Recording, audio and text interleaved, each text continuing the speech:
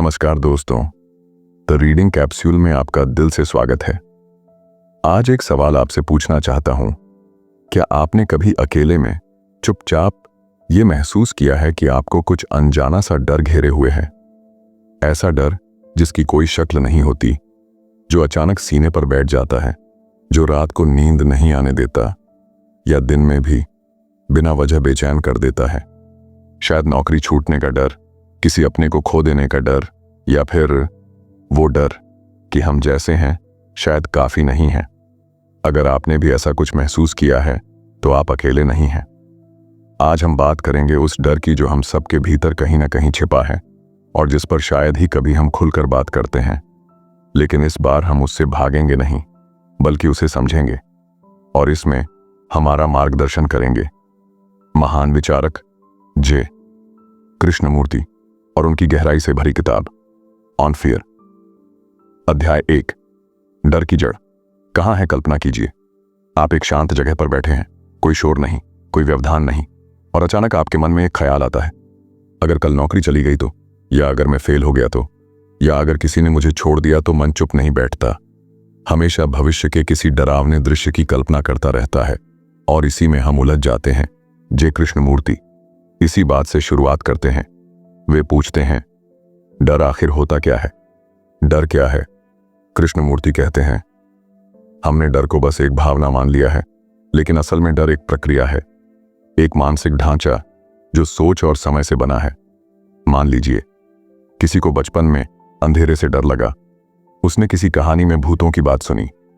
अब जब भी अंधेरा होता है वो कहानी दोबारा जहन में आ जाती है और मन भविष्य की कल्पना करता है। कुछ बुरा होने वाला है, यही बनता है डर। तो सवाल उठता है, क्या डर उसी क्षण होता है जब खतरा सामने हो, या डर उससे पहले ही मन में शुरू हो जाता है?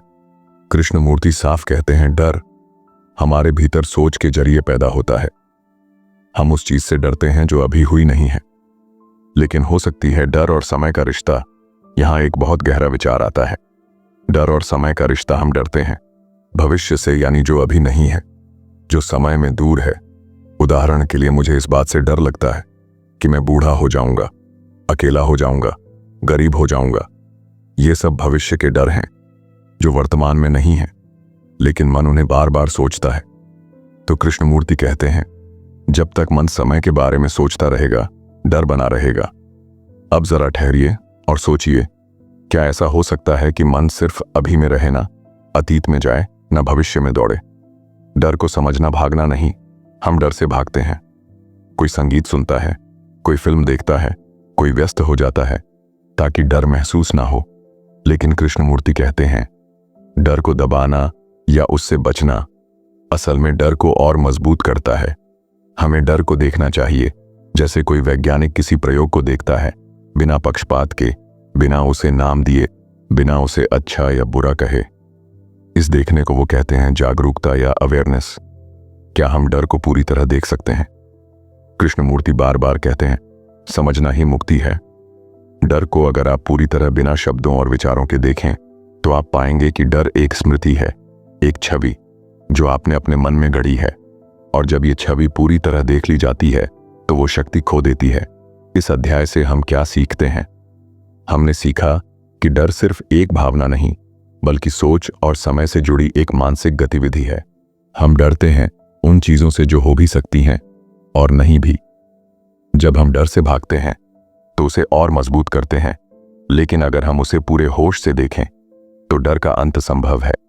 अगर डर सोच से पैदा होता है तो क्या सोच से ही उसका इलाज भी हो सकता है, या फिर सोच ही असली जड़ है? इस सवाल का जवाब हमें अगले अध्याय में मिलेगा, जहां कृष्णमूर्ति बात करते हैं डर और सोच के रिश्ते की गहराई पर। अध्याय 2, डर और सोच का रिश्ता। कभी आपने गौर किया है कि जब हम किसी चीज से डरते हैं तो वो डर अचानक नहीं आता, वो धीरे धीरे बनता है हमारे सोचने की प्रक्रिया से। मान लीजिए आपने कोई गलती की या किसी ने आपको ठुकरा दिया। अब आपका मन उस घटना को बार बार याद करता है, हर बार उस दर्द को दोहराता है, और फिर भविष्य में भी उसी तरह की तकलीफ होने की कल्पना करता है। यही बनता है डर। कृष्णमूर्ति कहते हैं कि डर और सोच दोनों एक ही प्रक्रिया के हिस्से हैं। हम सोचते हैं इसलिए डरते हैं, और डरते हैं इसलिए सोचते रहते हैं। आप सोच सकते हैं कि सोच तो मनुष्य का स्वाभाविक गुण है, तो क्या सोच बुरी चीज है? कृष्णमूर्ति कहते हैं, सोच बुरी नहीं है, लेकिन जब सोच का आधार याद और कल्पना बन जाती है, तब वही सोच डर को जन्म देती है। मान लीजिए किसी को स्टेज पर बोलने से डर लगता है। क्यों? क्योंकि उसके मन में कोई पुरानी छवि बैठी है जहां उसने कुछ गलत कहा, लोगों ने हंसी उड़ाई और वो शर्मिंदा हुआ। अब उसका मन बार बार उस छवि को दोहराता है और कल्पना करता है कि अगली बार भी वही होगा। यही डर है और यह सोच से पैदा हुआ है। अब सवाल यह उठता है कि क्या हम सोच के जरिए डर को खत्म कर सकते हैं? कृष्णमूर्ति का जवाब है नहीं। वो कहते हैं कि अगर डर सोच की उपज है तो सोच उसे मिटा नहीं सकती। जैसे कोई आग खुद को बुझा नहीं सकती, तो फिर रास्ता क्या है? रास्ता है केवल देखना, बिना प्रतिक्रिया के, बिना मूल्यांकन के, बिना बदलने की कोशिश के, सिर्फ देखना। जब आप अपने डर को सिर्फ देखना शुरू करते हैं, जैसे कोई वैज्ञानिक प्रयोग देखता है, तब आप पाते हैं कि डर अपनी पकड़ धीरे धीरे खोने लगता है। इस अध्याय से हम क्या सीखते हैं? डर सोच से पैदा होता है। सोच जब स्मृति और कल्पना पर आधारित होती है, तब वह डर को जन्म देती है। हम सोच से डर को खत्म नहीं कर सकते। समाधान है कि हम अपने डर को गहराई से देखना सीखें, बिना भागे, बिना उसे दबाए। अब सोचने की बात यह है, अगर हमारी आदत है डर से भागने की, तो क्या हम सच में उसे पूरी तरह देख सकते हैं?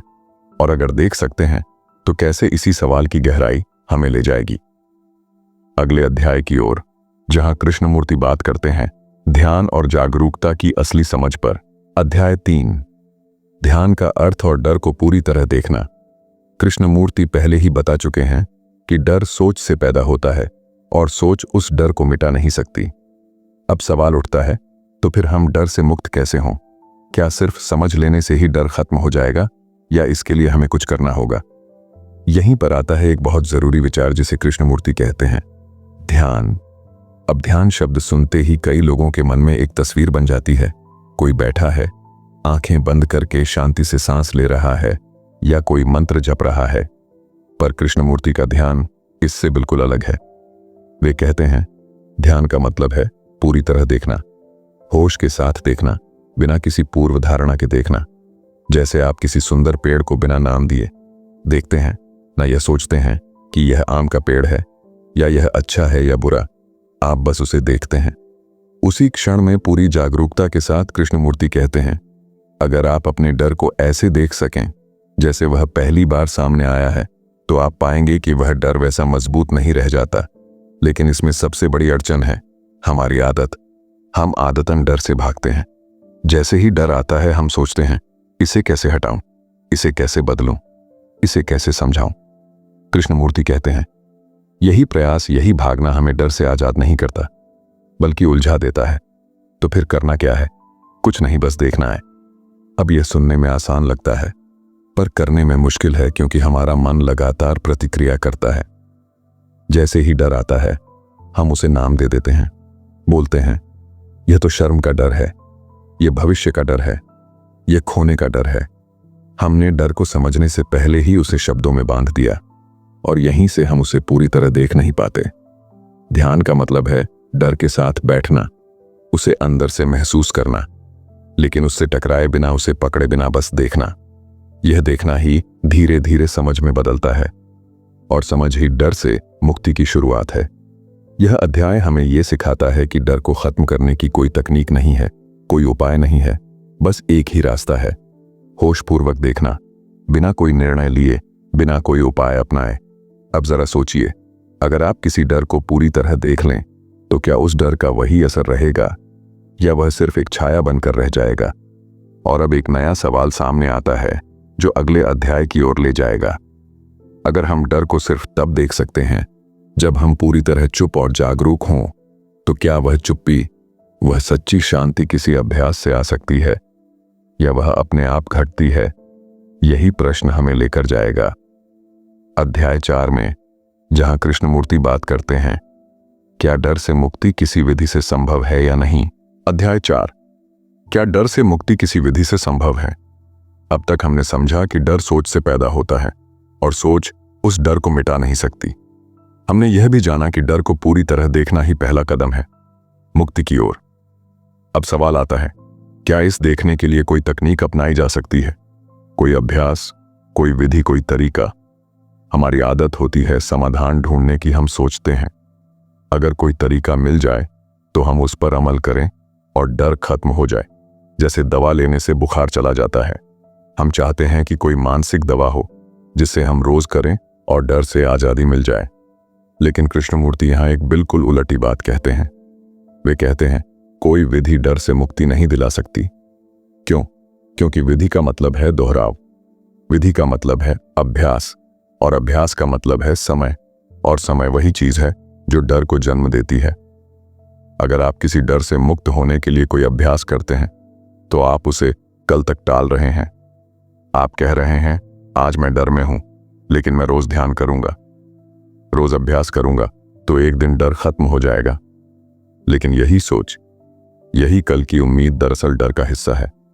कृष्णमूर्ति कहते हैं मुक्ति केवल इसी क्षण में संभव है, ना कल में, ना भविष्य में, ना अभ्यास के अंत में। अब यह बात थोड़ी उलझी लग सकती है। हम इतने सालों से यही सुनते आए हैं कि अभ्यास से सब संभव है, लेकिन यहां हमें चुनौती दी जा रही है कि क्या हम बिना किसी योजना के, बिना किसी प्रक्रिया के डर को उसी क्षण देख सकते हैं जिस क्षण वह पैदा होता है। अगर आप गौर करें तो डर अचानक आता है, एक विचार के रूप में, एक छवि के रूप में, और अगर आप उसी क्षण पूरी जागरूकता से उसे देखें तो आप पाएंगे कि वह अपने आप कमजोर हो जाता है। अब जब आप कोई विधि अपनाते हैं तो आप उस क्षण को चूक जाते हैं। आप डर को देखकर उसके खिलाफ एक तरीका निकालने में लग जाते हैं, और तब डर फिर से गहराता है क्योंकि आप उसे सीधे नहीं देख पाए। कृष्णमूर्ति हमें बार बार याद दिलाते हैं, डर को समझने के लिए कोई गुरु नहीं चाहिए, कोई किताब, कोई अभ्यास, आपका अपना होश ही काफी है। इस अध्याय से हमें यह बात गहराई से समझ आती है कि डर से मुक्त होने का कोई रास्ता नहीं है, बल्कि डर को उसी क्षण पूरी तरह देखना ही रास्ता है। अब यह सुनकर सवाल उठता है, क्या यह देखना, यह जागरूकता हमेशा बनी रह सकती है, या यह सिर्फ कुछ क्षणों की बात होती है? क्या मन लगातार होशपूर्ण रह सकता है, या वह फिर पुरानी आदतों में लौट जाता है? इसी सवाल की खोज हमें लेकर जाएगी अध्याय 5 में, जहां कृष्णमूर्ति बात करते हैं, क्या मन हमेशा मुक्त रह सकता है या डर बार बार लौटता है? अध्याय 5, क्या डर वाकई खत्म हो सकता है या वो बार बार लौटता है? कृष्णमूर्ति ने पहले ही साफ कर दिया है कि डर को अभ्यास से या किसी विधि से खत्म नहीं किया जा सकता। अगर हम डर को पूरी तरह उस क्षण में देखें, बिना प्रतिक्रिया के, बिना समाधान ढूंढे, तो वह डर वहीं खत्म हो सकता है। लेकिन अब एक और गहरा सवाल आता है, अगर डर एक बार खत्म हो गया तो क्या वह फिर कभी वापस नहीं आएगा, या मन पुरानी आदतों में लौटकर डर को दोबारा पैदा कर देगा? हम सब ने यह अनुभव किया है, कभी कोई डर पूरी तरह चला गया लगता है, लेकिन कुछ हफ्तों या महीनों बाद किसी और परिस्थिति में वही डर फिर से सामने आ जाता है। तो क्या डर सच में खत्म हुआ था या वह बस छिप गया था? कृष्णमूर्ति कहते हैं, डर तभी पूरी तरह खत्म होता है जब मन पूरी तरह स्वतंत्र होता है। और मन की स्वतंत्रता का मतलब है कोई बोझ नहीं, कोई स्मृति नहीं, कोई अधूरापन नहीं। जहां मन पूरा होता है वहां डर की जगह नहीं होती। अब यहां एक नई बात सामने आती है, हमारा मन अधूरा महसूस करता है। हम हमेशा कुछ बनना चाहते हैं, कुछ पाना चाहते हैं, भीतर खालीपन है, और जब वह खालीपन महसूस होता है तब डर पैदा होता है। डर अकेलेपन का डर, असफलता का डर, अस्वीकार किए जाने का। इसलिए कृष्णमूर्ति पूछते हैं, क्या हम इस खालीपन को उसी क्षण महसूस कर सकते हैं, बिना उससे भागे, बिना उसे भरने की कोशिश किए, बिना किसी विचार के? क्योंकि जब तक मन भागता रहेगा डर बना रहेगा, और भागना कई रूपों में होता है, कभी रिश्तों में, कभी आदतों में, कभी धर्म या विश्वास में। इस अध्याय में कृष्णमूर्ति एक और जरूरी बात कहते हैं, मन जो पूरी तरह जागरूक है वो डर को वहीं देख लेता है जहां वह जन्म ले रहा है, और तब डर दोबारा जगह नहीं बना पाता। लेकिन ऐसा मन लगातार कैसा बना रहे? क्या हम हर समय इतने होशपूर्ण रह सकते हैं, या फिर ध्यान सिर्फ कुछ पल का अनुभव बनकर रह जाता है? यहीं पर हमें समझ में आता है कि डर का अंत कोई स्थायी उपलब्धि नहीं है। ये कोई ट्रॉफी नहीं है जिसे हम एक बार जीत लें, बल्कि ये एक निरंतर जागरूक जीवन का हिस्सा है। हर बार जब डर आता है, हमें उसे उसी ताजगी से देखना होता है जैसे पहली बार देख रहे हों, और इसी सतत देखने में धीरे धीरे मन मुक्त होता है। अब यहाँ एक नई जिज्ञासा जन्म लेती है। अगर मन हर बार डर को देखता है, तो क्या ऐसा मन धीरे धीरे पूरी तरह बदल जाता है? क्या मन अपनी ही सीमाओं को पहचान कर उनसे मुक्त हो सकता है? यही सवाल हमें लेकर जाएगा अध्याय 6 में, जहां कृष्णमूर्ति बात करते हैं मन का रूपांतरण क्या है। क्या मन खुद को पूरी तरह समझ सकता है बिना किसी बाहरी ताकत के? अध्याय 6। क्या मन खुद को समझ सकता है? क्या रूपांतरण संभव है? अब तक हम समझ चुके हैं कि डर का जन्म सोच से होता है और सोच समय से जुड़ी होती है। डर को खत्म करने के लिए किसी विधि या अभ्यास की जरूरत नहीं, जरूरत है तो सिर्फ जागरूक देखने की। पर अब सवाल आता है, क्या यह देखने की क्रिया मन में एक गहरा बदलाव ला सकती है? क्या मन रूपांतरित हो सकता है? हम सब ये जानते हैं कि मन हर पल सक्रिय है। वह लगातार सोचता है, तुलना करता है, याद करता है, कल्पना करता है और उसी में उलझा रहता है। कृष्णमूर्ति कहते हैं, हमारा मन असल में एक ढांचा है, एक पैटर्न है जिसमें सालों से चल रही आदतें, डर, लालच, दुख और इच्छा जमा हो चुकी हैं। अब सवाल है, क्या इस ढांचे को बदला जा सकता है या हम केवल इस ढांचे के भीतर ही थोड़ा इधर उधर होते रहते हैं? कृष्णमूर्ति साफ कहते हैं, मन तब तक नहीं बदलेगा जब तक हम उसे भीतर से पूरी तरह नहीं समझते। रूपांतरण तभी संभव है जब देखने की प्रक्रिया लगातार और गहरी हो। देखना यानी हर भावना, हर विचार, हर प्रतिक्रिया को उसी क्षण देखना, बिना उसे दबाए, बिना उसे सही या गलत कहे। वे कहते हैं, मन को समझने के लिए हमें किसी किताब या गुरु की जरूरत नहीं, हमें सिर्फ अपने आप को पूरी ईमानदारी से देखना है। और यह देखना कोई विश्लेषण नहीं है, यह कोई मानसिक व्यायाम नहीं है, यह बस एक शांत, सचेत और सीधा देखना है। जब आप किसी चीज को बिना नाम दिए, बिना उसे बदलने की कोशिश किए, बस वैसे ही देखते हैं जैसे वह है, तो आप पहली बार उसे गहराई से समझते हैं। और यह समझ ही रूपांतरण है। रूपांतरण कोई योजना नहीं है, ना कोई लक्ष्य, यह अचानक घटता है। जिस क्षण आप पूरी तरह जागरूक होते हैं, उस क्षण मन पुरानी धारणाओं से मुक्त हो जाता है। यह सुनकर सवाल उठता है, क्या यह बदलाव हमेशा के लिए होता है या वह फिर से पुरानी आदतों में लौट आता है? कृष्णमूर्ति कहते हैं, अगर आप हर क्षण को पूरी जागरूकता से देखें, तो मन को पुराने में लौटने की जरूरत ही नहीं पड़ती, क्योंकि अब वह हर क्षण नया होता है। यह अध्याय हमें सिखाता है कि रूपांतरण कोई दूर की चीज नहीं है, यह यहीं और अभी संभव है। अगर हम सच में अपने मन को देखें, बिना डर के, बिना छल के, बिना उम्मीद के। अब यहां एक गहरा सवाल पैदा होता है, अगर हम डर को देख सकते हैं, अगर मन बदल सकता है, तो फिर सवाल यह है, जब हम किसी दुख को देख रहे होते हैं, तो क्या वह देखना उस दुख को भी बदल सकता है? यही सवाल हमें लेकर जाएगा अध्याय 7 की ओर, जहां कृष्णमूर्ति बात करते हैं डर और दुख के गहरे रिश्ते पर, और क्या दुख की जड़ भी सोच में ही छुपी है। अध्याय 7, डर और दुख का रिश्ता। जब हम डर को गहराई से देखना शुरू करते हैं, तो हम पाते हैं कि उसके पीछे अक्सर कोई ना कोई दुख छिपा होता है। डर और दुख एक ही जमीन से उगते हैं। कृष्णमूर्ति इस अध्याय में यही दिखाते हैं कि कैसे दुख को पूरी तरह न समझ पाने से हम बार बार डर की गिरफ्त में आ जाते हैं। कृष्णमूर्ति पूछते हैं, हम दुख से क्या करते हैं? क्या हम उसे देखते हैं? क्या हम उसे समझते हैं? या हम उससे भागते हैं या उसे ढक देते हैं? किसी व्यस्तता या आदत से हम में से ज्यादातर लोग दुख के साथ जीना सीख लेते हैं। हम उसे सह लेते हैं या उस पर समय का पर्दा डाल देते हैं, लेकिन वह दुख अंदर ही अंदर बना रहता है और वही डर बनकर सामने आता है। कभी अकेलेपन का डर, कभी खोने का डर, कभी फिर से चोट खाने का डर। अब सवाल उठता है, दुख क्या है और वह कैसे पैदा होता है? कृष्णमूर्ति कहते हैं, दुख तब पैदा होता है जब कोई गहरा लगाव टूटता है, जब किसी व्यक्ति, वस्तु या विचार से हमारी पहचान जुड़ जाती है और वो चीज अगर छिन जाती है, तो भीतर एक खालीपन आ जाता है, एक असुरक्षा, एक टूटन। यह टूटन ही दुख है। और जब हम उस टूटन को पूरी तरह नहीं समझते, तो वही टूटन बार बार डर में बदलती है। कृष्णमूर्ति कहते हैं, दुख को समझने का एक ही तरीका है, उसे पूरी तरह देखना, बिना उसके बारे में सोचे, बिना उससे भागे, बिना उसे दबाए। बस देखना कि यह दुख कैसे आया, किस सोच से, किस अपेक्षा से, किस छवि से। जब हम दुख को उसकी पूरी जटिलता के साथ देखते हैं तो हम पाते हैं कि दुख केवल इस बात से नहीं आया कि कुछ खो गया, बल्कि इस बात से आया कि हमने कुछ खोने से पहले उसे अपने जीवन की जरूरत बना लिया था। यह समझ दुख को हल्का कर देती है, क्योंकि अब हम देख रहे हैं कि दुख कोई बाहरी चोट नहीं, बल्कि हमारी अपनी सोच से जुड़ा है। जब हम दुख को महसूस करते हैं बिना किसी बहाने या तर्क के, तो दुख में एक ऊर्जा होती है जो मन को साफ कर सकती है।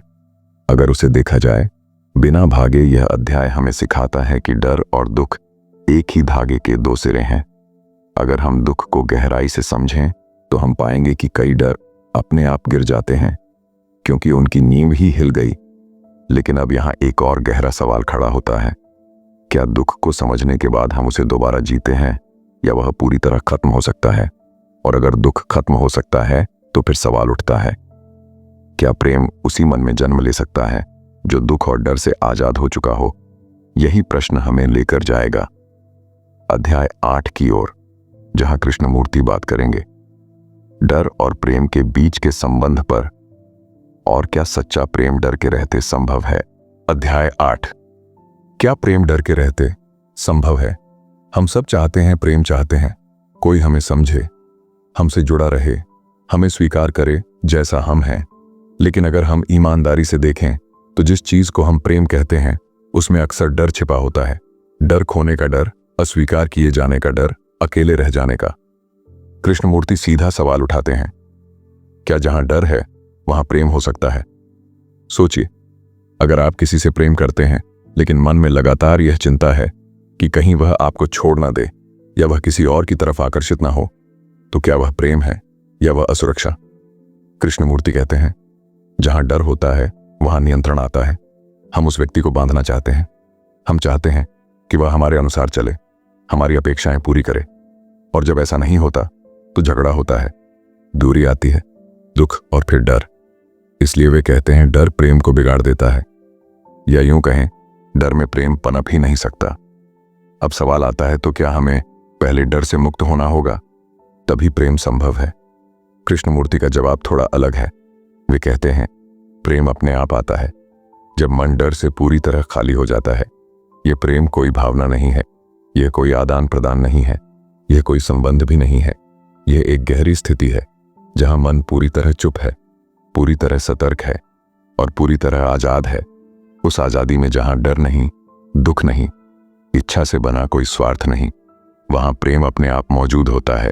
लेकिन यह प्रेम कोई लक्ष्य नहीं है, कोई चीज नहीं है जिसे हम खोज सकते हैं। यह तो जैसे एक प्रकाश है जो तब जलता है जब भीतर का अंधेरा हटता है। अब यहां एक बहुत जरूरी फर्क समझना जरूरी है। डर को हटाने की कोशिश से प्रेम नहीं आता। प्रेम तब आता है जब हम डर को सिर्फ होशपूर्वक देखते हैं और वह डर खुद ही समाप्त हो जाता है। उस खालीपन में प्रेम की संभावना जन्म लेती है।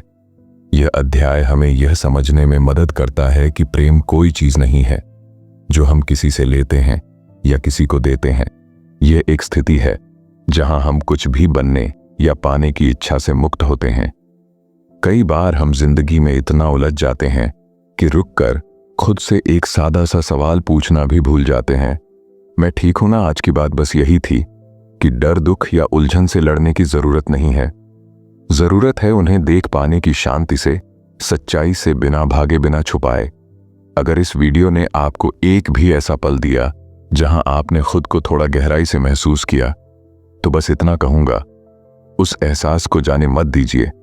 आज नहीं तो कल एक बार अकेले बैठिए और खुद से एक ईमानदार बात कीजिए। यही छोटे पल धीरे धीरे एक बड़ा फर्क लाते हैं। और अगर आप चाहते हैं कि हम ऐसे ही मिलते रहें, साथ सोचते रहें, तो इस चैनल को सब्सक्राइब जरूर कीजिए, क्योंकि यहाँ शोर नहीं है, यहाँ हम बस सच्चाई से बात करते हैं। धन्यवाद। आपका वक्त सच में कीमती है और आपने उसे यहाँ दिया। इसके लिए दिल से आभार।